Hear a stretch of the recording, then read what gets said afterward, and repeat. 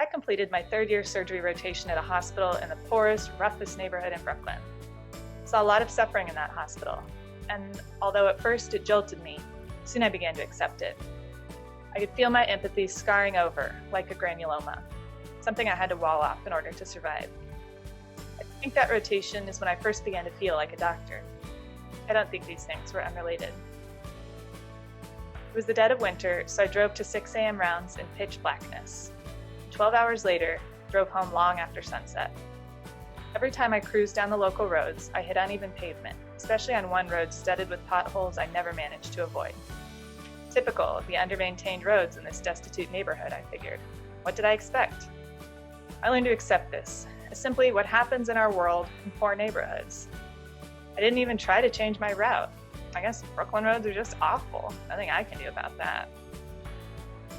Then one bright morning, I drove home in the daylight for the first time after an overnight shift.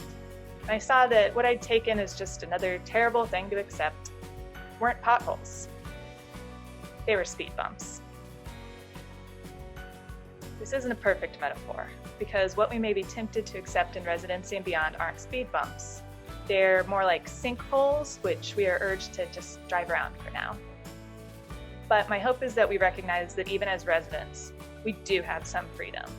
We do have some power. We can choose to accept things as they are, as we've come to expect them to be, or we can free somebody else.